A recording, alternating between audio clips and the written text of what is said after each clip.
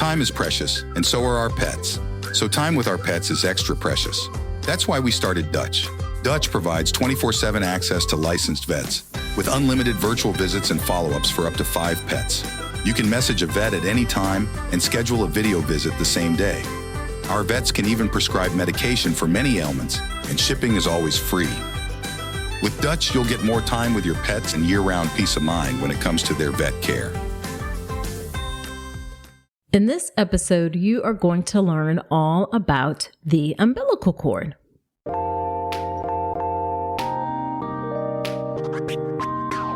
Welcome to the All About Pregnancy and Birth podcast. I'm Dr. Nuchal Rankins, a board-certified OBGYN who's been in practice for nearly 15 years. I've had the privilege of helping over 1,000 babies into this world, and I'm here to help you be calm, confident, and empowered to have a beautiful pregnancy and birth. Quick note, this podcast is for educational purposes only and is not a substitute for medical advice. Check out the full disclaimer at drnuchalrankins.com/disclaimer. Now let's get to it.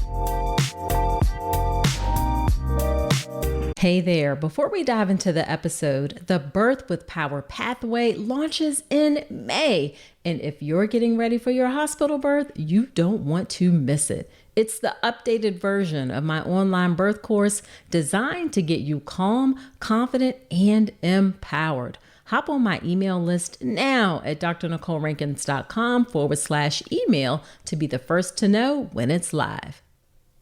Hello there. Welcome to another episode of the podcast. This is episode number 209. Whether you are a new listener or a returning listener, I'm so glad you're spending some of your time with me today. So in this episode, you're going to learn about the umbilical cord. So we're going to go into what is the umbilical cord. You'll learn some issues that are or can potentially be diagnosed during pregnancy, including marginal cord insertion, velamentous cord insertion, vasa previa, and then a 2-vessel umbilical cord, also known as a single umbilical artery. And then we'll talk about some of the things that can happen during the course of labor or that are discovered during the course of labor. And that is umbilical cord prolapse, umbilical cord compression, nuchal cord, and then knots in the umbilical cord. And then we'll end with delayed cord clamping and then umbilical cord blood banking, as well as some traditions around the world of what other folks do with the umbilical cord. Just a little bit of fun information at the end there.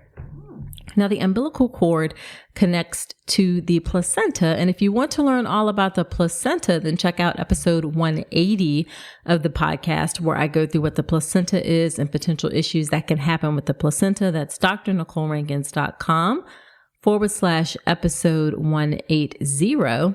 And if you want to learn how to get calm, confident, and empowered for your birth, then check out the birth preparation course. The birth preparation course is my signature online childbirth education class that will get you calm, confident, and empowered to have a beautiful birth. Thousands of folks have gone through the course at this point, and I would love to serve you inside of the course as well. So head to drnuchalrankins.com/enroll. and check out all the details there. All right, let's get into it about the umbilical cord. So first off, what is the umbilical cord? Well, the umbilical cord is a flexible tubular structure that connects your developing baby to the placenta, and the placenta is attached to the wall of the uterus. It does all of the exchange of nutrients and waste and all of that. And it's composed of 2 arteries and 1 vein. The arteries carry blood away from the baby towards the placenta, and the vein carries blood from the placenta to the baby. Now, those 2 arteries and 1 vein are encased in a gelatinous substance called Wharton's jelly. The closest that I can think of that it feels like is kind of like a gummy bear. It's a bit softer than a gummy bear, squishier than a gummy bear, but it's kind of a squishy substance. And then the umbilical cord is roughly on average 20 to 24 inches long and a little less than an inch wide in diameter. Now, the umbilical cord is the lifeline between your baby and the placenta. It provides a pathway for the exchange of nutrients, oxygen, waste products between you and your developing baby. It also contains stem cells. Stem cells can be used in medical treatments for certain diseases and conditions, and I'll talk about the collection of those in umbilical cord blood banking towards the end. Now, as we know, during birth or right after birth, the umbilical cord is clamped and cut. That separates your baby from the placenta, that ends the fetal circulation, and that little stump falls off within a few days, leaving behind the belly button, or umbilicus is the medical term. And most people have an innie, some people have an outie, but that is a reminder of your baby's physical connection to you, or all of our physical connection to our mothers that was happening during pregnancy. Okay, now let's get into some of the issues that can happen with the umbilical cord. We're going to start with marginal cord insertion.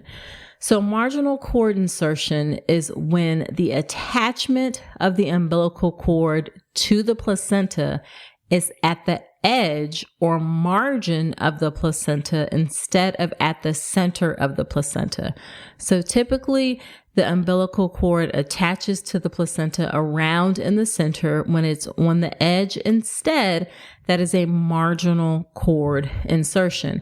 And the reason that it attaches in the center is that it allows for kind of equal distribution of blood flow and nutrients to the baby. So it starts in the center and kind of equally distributes out. Now, when the umbilical cord attaches towards the edge, it can potentially impact the blood flow and nutrients that are delivered to the baby. Now, thankfully, it's not very common. On the high end, I saw that it can happen in about up to 6% of pregnancies. So again, it's not very common, and it actually usually does not cause any complications. It may be associated with an increased risk of restricted blood flow to the baby, which can then affect the baby's growth, okay, where the baby's not growing as well as we would expect. It can also be associated with some placenta abnormalities like placenta previa. And if those issues occur and cause problems during labor, then that can lead to an increased risk of cesarean birth. But in general, marginal cord insertion does not lead to any problems. Typically, if marginal cord insertion is recognized, and I should say these issues can be recognized at that middle of pregnancy ultrasound. So the anatomy ultrasound, which happens at about 18 to 20 weeks, that is when these issues can be discovered. At that ultrasound, we look at all of the structures, including the umbilical cord. And if those things are noted, then typically we just do closer monitoring during the pregnancy with ultrasounds every 4 weeks roughly, and maybe testing towards the end of pregnancy where we place you on the monitor, do testing twice a week, but even that may be considered overkill. Mostly we're going to look at serial ultrasounds to make sure the baby's growing well and there are no issues. That's for all of these umbilical cord problems. Okay, next one is velamentous cord insertion. So velamentous cord insertion is when the umbilical cord attaches to the placenta in an abnormal manner. Okay, so I'm going to try and describe it as best I can, but this is something that is kind of helpful visually to see. But basically, usually the cord inserts directly into the placenta tissue. All right. And it's surrounded by placenta tissue. Okay. So in a velamentous cord insertion, the cord attaches to the fetal membranes that are outside of the placenta. Okay. And that means the blood vessels actually go through the membranes before they reach the placenta. And because the membranes are very thin, okay, that leaves those blood vessels unprotected. So the placenta itself is like chunky. The closest I can think of is like liver. All right. So if the blood vessels are going directly into that, they're protected. But with velamentous cord insertion, they're going through the membranes, which are very thin, like as you might imagine a membrane to be. And then those unprotected blood vessels in the membranes are at risk of compression, at risk of being injured, and that can lead to complications. Now, one of the big things that velamentous cord insertion can be associated with is vasa previa. And I'm going to talk more about vasa previa in a minute. That's when the blood vessels in the umbilical cord cross or lie near the cervix. That can be dangerous during labor. But it's also associated, velamentous cord insertion, with growth restriction.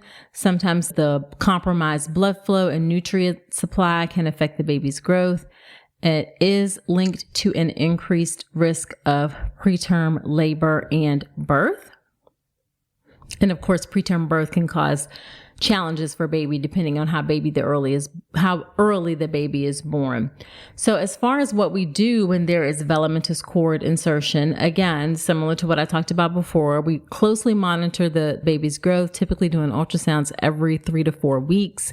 And the reason we do ultrasounds with that frequency is that is the amount of time that is needed to accurately assess whether or not there's a change in growth. If you do ultrasounds sooner than every 3 to 4 weeks, then it's not accurate in terms of looking at whether or not the baby's growing well. So that's why we don't do ultrasounds like every week or anything like that to look for growth, because we need some time to actually assess the growth. And some things we also look at on ultrasound are the blood flow. Is the blood flow through the umbilical cord using something called Doppler, which basically uses sound waves, looks at the flow through the cord, and we looked at whether or not the flow through the cord is restricted. That's kind of a simplified way of looking at it. And depending on how that blood flow is going, there are different degrees of how that relates to fetal well-being. We look in particular at something called diastolic flow, and I'm not going to get into all of the details of that, but essentially if there's reverse in diastolic flow or absent in diastolic flow, then those are indications that there's a problem and that the baby may need to be delivered. So typically, again, with velamentous cord insertion, we just monitor things. There aren't typically problems, but we do have to be careful. Now, the big thing that velamentous cord insertion can be associated with that is a big problem is vasa previa. And as I said before, that is when the umbilical cord vessels cross or lie near the cervix within the fetal membranes. Okay. This leads to the vessels being at risk of tearing or rupturing when the cervix begins to dilate during labor. And if that happens, that can result in pretty significant blood loss for the baby. And it can happen pretty quickly. Remember, these little babies don't have a ton of blood volume. They're little tiny humans, and it doesn't take long for them to lose a significant amount of their blood volume, even though it may not look like a lot of blood, but it's substantial because they don't have a lot of blood to begin with. Okay. So just like all of the other things, vasa previa is typically diagnosed during routine prenatal ultrasound exams. And you can see it on ultrasound if you see that the blood vessels are crossing the cervix, or if we do color Doppler to look for blood flow, you can see that there's some color flow near the cervix. There are 2 types of vasa previa. One is when the vessels are kind of free floating, and type 2 is when the vessels are within that velamentous cord insertion. Type 1, as you might imagine, when vessels are just kind of free floating out there, carries a higher risk of fetal harm because of the vessels potentially tearing. This is the one condition where cesarean birth is appropriate in order to minimize the risk of vessel injury during labor. Because remember, again, as that cervix opens, if those blood vessels rupture, it can lead to rapid fetal blood loss that can put the baby at risk for severe anemia, suffering from a lack of oxygen, even fetal death. So we really have to be careful about monitoring vasa previa, closely monitoring the pregnancy, no vaginal exams, and then really hospitalization often towards the end of pregnancy, and then a planned cesarean birth well before we believe labor starts in order to minimize the risk of those vessels being injured in the event labor happens. Okay, and the last thing that can be diagnosed during pregnancy, during routine ultrasound examination, is a 2-vessel cord or a single umbilical artery. As I mentioned at the top of the show, the umbilical cord usually has 2 arteries and 1 vein. However, sometimes there's a condition where the umbilical cord only contains 2 vessels, and usually it's just 1 artery and 1 vein, okay? So in the case of a 2-vessel umbilical cord, one of the arteries is absent. This is not very common, happens in maybe like 2% of pregnancies. It's actually generally considered a variation of normal anatomy. However, we do have to be mindful because it can be associated with some other things. There's a slightly higher association between a 2-vessel umbilical cord and some chromosome abnormalities. So if we see a 2-vessel umbilical cord on ultrasound, we will probably offer you genetic testing if you haven't already had it done. A 2-vessel umbilical cord can, in rare circumstances, also be associated with fetal growth issues. Okay. And it can also be associated with other anomalies like kidney anomalies or heart anomalies. So when we see that, then we have to do a very careful look and make sure everything else looks okay. Again, do that frequent testing and monitoring just to make sure that the baby is growing well. We don't have to do anything different in terms of delivery, unlike the vasa previa situation. We just have to monitor things closely. Most of the time, this does not end up being anything of any consequences. It doesn't require any specific changes to the delivery plan. Okay. Let's talk about something most pregnant women aren't getting enough of: omega-3 DHA.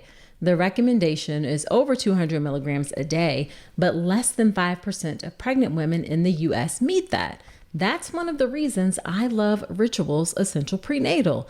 It has 350 milligrams of vegan DHA, plus other key nutrients like methylated folate and choline to support baby's neural tube development. As an OBGYN, I appreciate that Ritual goes beyond the basics. The formula is science-backed, third-party tested for heavy metals and microbes, and every ingredient is traceable. And the delayed release design, it's gentle on the stomach, something that really matters, especially if there's trouble with nausea during pregnancy. You deserve to know exactly what you're putting into your body, especially when it comes to prenatal multivitamins. And with Ritual's dedication to traceable science and sourcing, you always will. See for yourself with 25% off your first month at ritual.com/Dr. Nicole. Start Ritual or add Essential Prenatal to your subscription today. That's ritual.com/Dr. Nicole for 25% off your first month. Okay, so that's it for the big things that are diagnosed during ultrasound examination during pregnancy. That's marginal cord insertion, velamentous cord insertion, vasa previa, that's the most serious one, and then that 2-vessel cord. Now let's talk about things that can happen during the course of labor with the umbilical cord. First up is umbilical cord prolapse. So umbilical cord prolapse is a potentially very serious emergency that can occur when the umbilical cord slips through the cervix and is in front of the baby. So instead of the head coming first, the umbilical cord comes first. And the circumstances under which that happens are when the head is not really engaged in the pelvis and it's not like nice and well applied to the cervix, and there's some space around the head, and that allows the cord to slip down. It's pretty rare, happens in less than 1% of pregnancies. Two forms that'll happen. Sometimes it's occult, where it's hidden. You can't see it or you can't feel it necessarily. Like it may not be apparent until you see fetal heart rate tracing abnormalities, and then you feel or look closer with ultrasound and see it there. And then overt is when it is straight, like hanging out of the vagina. That is very urgent because it can be compressed or occluded, and that can cut off blood supply and oxygen supply to the baby. I have seen this a handful of times in my career. Once, in fact, where a woman walked in and she said, something's hanging out of my vagina, and it was indeed the umbilical cord. That baby thankfully ended up being well, but it does happen. Most often it's going to happen if your water gets broken early. Okay.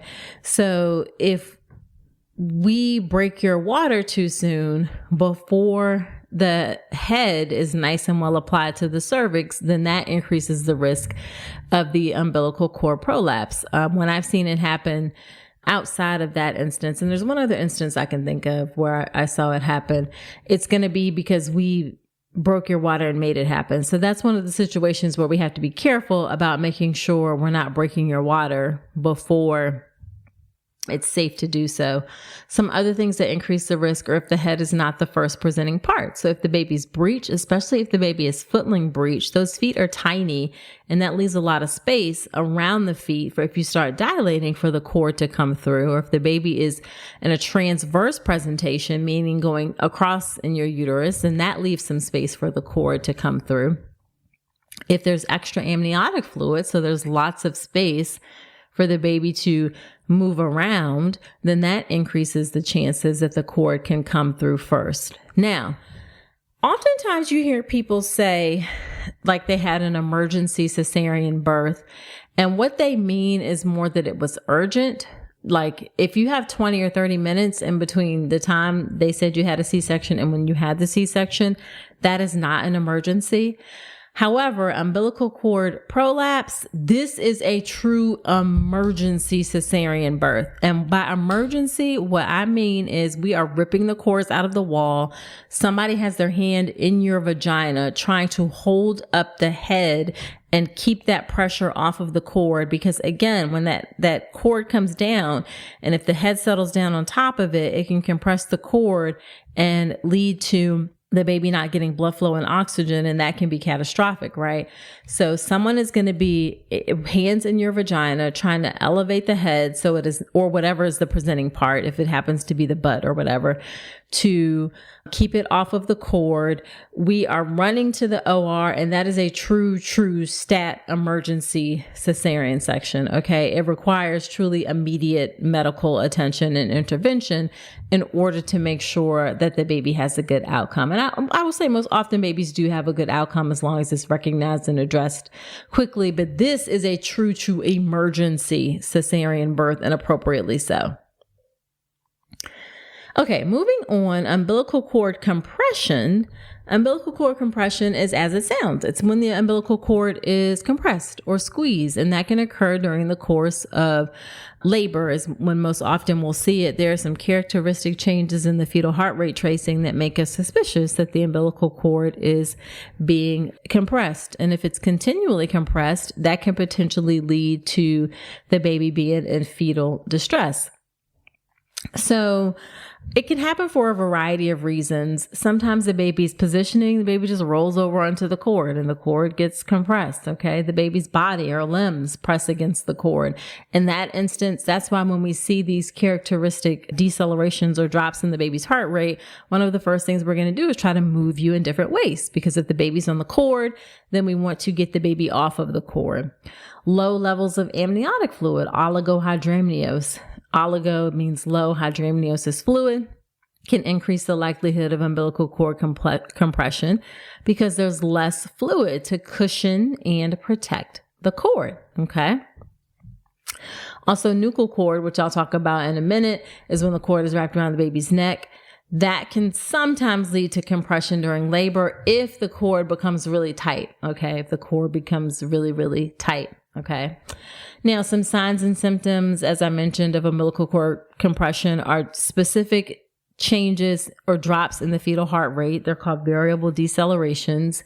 A lot of times people want to look at the baby's heart rate and say, well, what does that mean? What does that mean? Honestly, that is what the nurses and physicians, midwives, that is what we all go to school for in order to interpret those fetal heart rate tracings. So please don't think that you're going to be able to understand exactly what all of those things mean. But there are some characteristic things that we look for in the fetal heart rate tracing. And again, because it can reduce the blood flow to the baby, we just try and move you around to move the baby off of the cord. Sometimes if it's because the fluid is low or the water has been broken artificially or even naturally, sometimes we do something called an amnio infusion, where we actually add fluid back into the uterus in order to try to create some space and try to relieve that compression. Most often these things resolve any issues with umbilical cord compression with position changes, or in that instance of, or amnio infusion like I talked about. So this typically does not end up being a major issue. If it does, then unfortunately our only recourse is cesarean birth. If the typical measures don't work, then cesarean birth is the right thing, because obviously you can't keep having your baby having oxygen getting cut off. That's not going to be good. Okay. Next up is nuchal cord. Nuchal cord is when the umbilical cord is wrapped around the baby's neck. Nuchal refers to the neck. Okay. It's when the umbilical cord is wrapped around the neck. This is so common, happens in up to about a third of pregnancies. Very, very, very, very common. Most often the cord is loosely wrapped around the baby's neck. It can also be draped around the body. It does not cause any complications or harm to the baby. You can actually see it sometimes on prenatal ultrasound. I think most often these days we actually don't mention it because it gives people an unnecessary sense of panic because it does not cause any problems. Or we can notice it during monitoring in labor, like, oh, we're having some drops in the heart rate here and there. Maybe there's a cord wrapped around the baby's neck. It's generally considered pretty harmless. Now, there are some suspicions that it can be an issue if it becomes wrapped really tight around the baby's neck, and you can understand why that might be a problem if that's going to restrict the blood flow of oxygen and nutrients through the umbilical cord. If it's wrapped really tight, that can lead to fetal distress, and we will see more severe changes in the fetal heart rate monitoring. But most often it is not an issue. And it can be wrapped around multiple times. I think the most I've seen a cord wrapped around is 4 times wrapped around a baby's neck. So it can definitely be wrapped around multiple times. There's not a lot that we can do to unwrap the nuchal cord. The baby may unwrap themselves from the nuchal cord. So there's not anything that we can specifically do to change that. But again, it does not typically pose a risk to baby. The vast majority of babies are born healthy despite having a nuchal cord. And then last thing I'll say is nuchal cord is more likely to occur, as you might imagine, if the cord is particularly long. There's more of the cord there for the baby to get twisted up in, or if there's more fluid so the baby has like more space to kind of wrap around in the cord. Okay, and then last thing that is seen potentially during labor or birth is umbilical cord knots. So knots in the umbilical cord are when the cord literally forms a loop and it looks like a knot in the cord, okay? And we believe that these develop as the baby moves around in the womb. The baby just twists and forms loops in the umbilical cord. True knots happen in the umbilical cord when it is truly an actual knot, like it looks like a knot. They are pretty rare, happening in 1% to 2% of pregnancies. This is another time where the cord being longer is going to increase the risk. If the cord is longer than average, that's going to increase the risk of true knots in the cord. And then false knots are more like kinks or twists. They kind of look like a knot. They're more caused by the presence of blood vessels that branch off from the main cord and then, rejoin the cord, and it looks like a loop-like structure. So those are false knots. But true knots are literally true knots. They're actually kind of cool to see because when you think about the gymnastics of what has to happen in order for the baby to loop itself through the cord like that, it really literally looks like a knot. Now, depending on how tight the knot is, it can increase the risk to the baby. Okay. If the knot becomes too tight, as you can imagine, we're going to be cutting off or interfering with the blood flow of oxygen and nutrients through the cord. That's going to lead to distress and complication. They are usually discovered through labor. So we're usually going to have a suspicion that there's an umbilical cord knot during labor because of changes in the baby's heart rate when those contractions are squeezing the baby, putting the baby under distress. If there's a knot in the cord and that adds additional distress, we may see that. Not all cord knots lead to any complications though. Many times I've been at births where there was a true knot noted in the cord and there was no suspicion of anything going on whatsoever. So really we just manage it based on what the fetal heart rate tracing looks like. If there's some suspicion that the baby is in distress, then we may need to do a C-section or try what's called intrauterine resuscitative measures in order to perk the baby up while still inside of your uterus. But most often this is something that we don't see until after the birth and then after delivery, and we see, oh, here's the knot. Either it's a surprise or it's like, oh, this is the reason why we were seeing those changes in the heartbeat. Now, last couple things about the umbilical cord that can happen during labor or in the hospital that you want to consider or maybe want to know more information about are delayed cord clamping and umbilical cord blood banking. And let's talk about delayed cord clamping. Delayed cord clamping is the practice of waiting to cut the umbilical cord. It needs to be for at least 30 to 60 seconds, or it can be up until the cord stops pulsating, which is going to be about 3 to 4 minutes, maybe a little bit longer. Back in the day, we used to immediately clamp the cord within like 15 or 20 seconds of birth. But now evidence has pretty convincingly shown that delayed cord clamping is beneficial both to term babies and preterm babies. That extra blood flow that's coming through the placenta while we're waiting for the placenta to detach from the wall of the uterus, it contains iron, it contains stem cells that can boost the baby's health, boost the baby's immune system. It can increase the iron stores in the baby's blood, which will reduce the risk of anemia. There's even some evidence that it may help improve brain development. So really, delayed cord clamping should be routinely done at every birth. As long as the baby comes out looking well and doesn't need any resuscitation, then delayed cord clamping should be done. It is recommended by World Health Organization, American College of Obstetricians and Gynecologists, the American Academy of Pediatrics.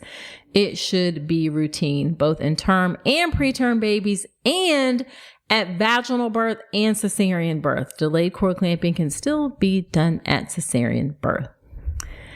And then the final thing I'm going to talk about is umbilical cord blood banking. Umbilical cord blood banking is when you collect and store blood from the umbilical cord immediately after the baby's birth. The umbilical cord contains cells that are very important or powerful. They're called hematopoietic stem cells. They have the potential to develop into various types of blood cells in the body, and they can be used for potential medical use. There's some cancers and things that stem cells can be used to treat. Now, there are two types of cord blood banking: private cord blood banking and public cord blood banking. So public cord blood banks collect and store donated cord blood units, and they are made available for public use. Okay. It can be used for transplantation in individuals who need a stem cell transplant and do not have a suitable match with their family. These are at no cost to donors. There's not a lot of indications that we can use cord blood, but we're finding more and more indications for its use. And with public cord blood banking, you give it to the bank and it's given and you don't have any say over what happens to it after that, similar to if you donated blood at a regular blood bank. Okay. Now, the other option is private cord blood banking. In private cord blood banking, you choose to store your baby's cord blood in a private cord blood bank for your family's exclusive use. They charge a fee for collection, for processing, for storing the cord blood. and it's reserved solely for the use of the baby or potentially compatible family members. Now, a couple things with private cord blood banking. The chances are very low that a child or a family member will develop a condition where the blood can be used. It's less than 1 in 1,000, okay? There are also instances where people cannot use their own cord blood cells. So, for example, if you are diagnosed with certain types of blood disorders, then they're not going to use your cord blood cells in order to try and treat the disorder, because your own cord blood cells may contain the disorder in the cord blood cells. Okay.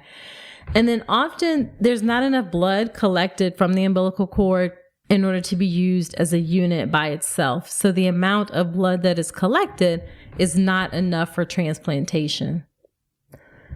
Only 8 to 12% of units that are collected at birth are like by themselves enough in order to be enough for transplantation. You have to combine it with other people's cord blood in order to get enough for transplantation.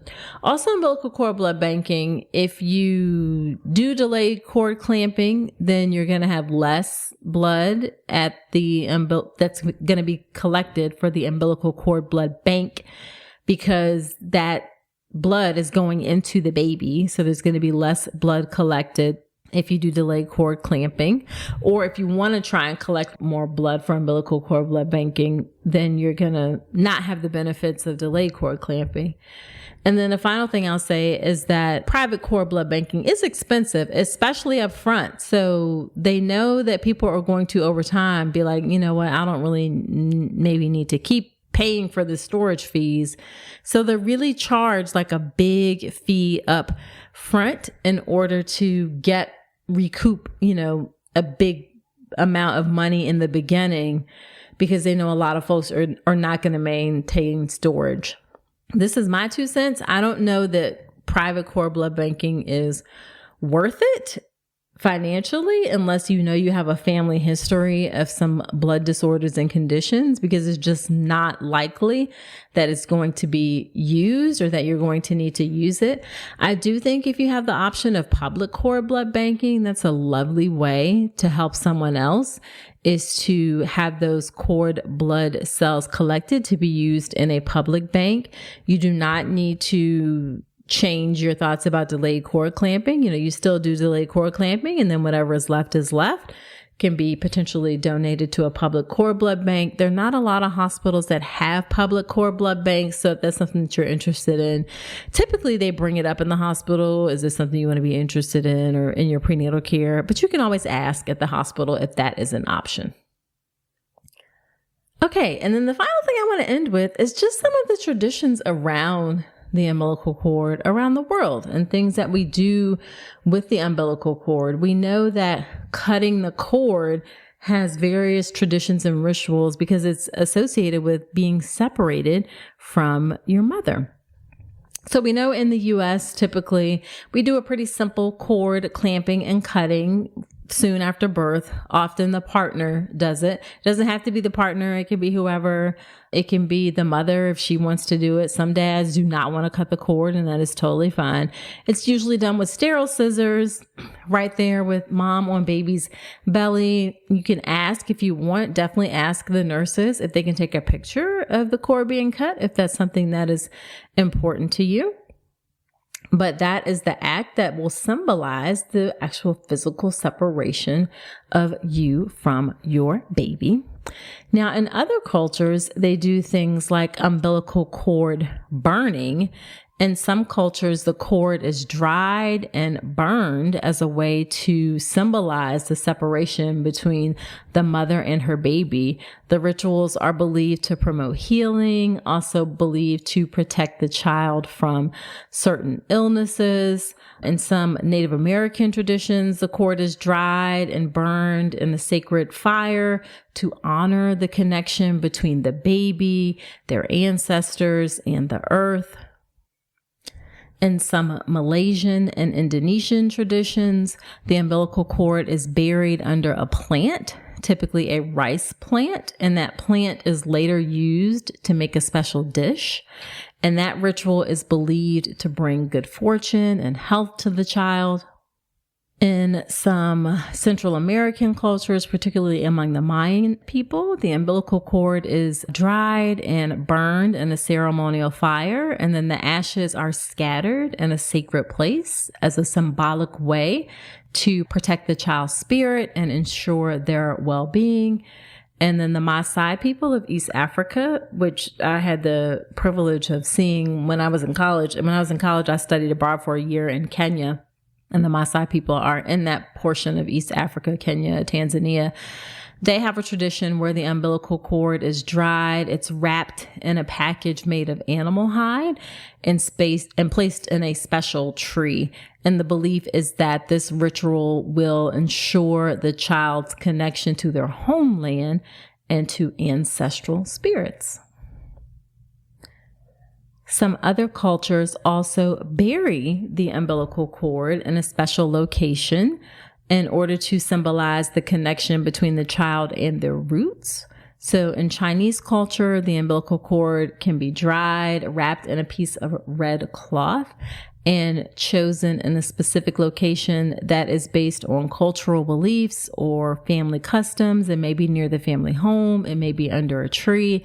And it's seen as a way to, again, symbolically connect the child to their ancestral land and promote good health and good fortune. In the Philippines, it's common to bury the umbilical cord.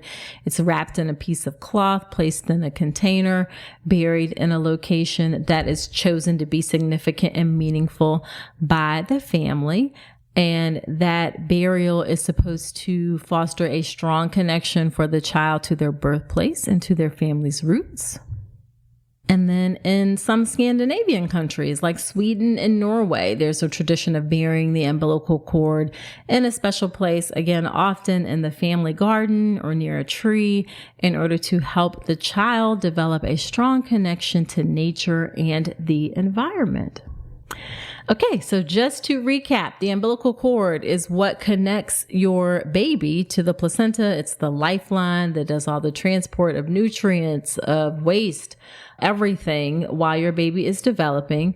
Some issues that may occur or be diagnosed during pregnancy are marginal cord insertion, where the cord inserts at the edge, velamentous cord insertion, where the vessels are exposed, vasa previa, which is the most serious one and requires cesarean birth. That's when the vessels are near the cervix, and then 2-vessel umbilical cord or single umbilical artery.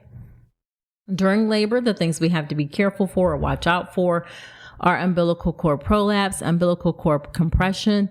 Also, we often see, see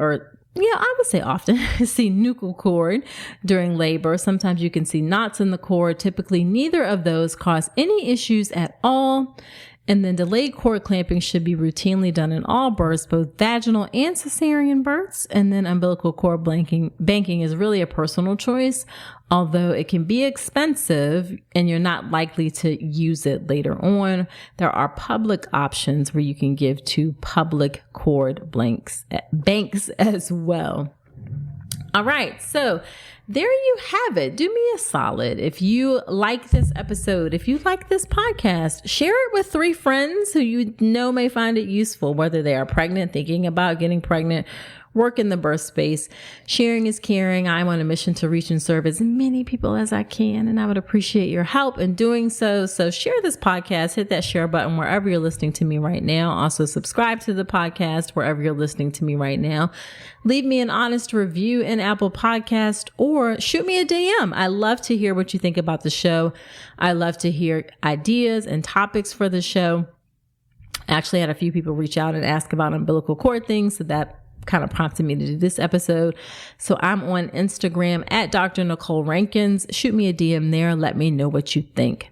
So that is it for this episode. Do come on back next week and remember that you deserve a beautiful pregnancy and birth.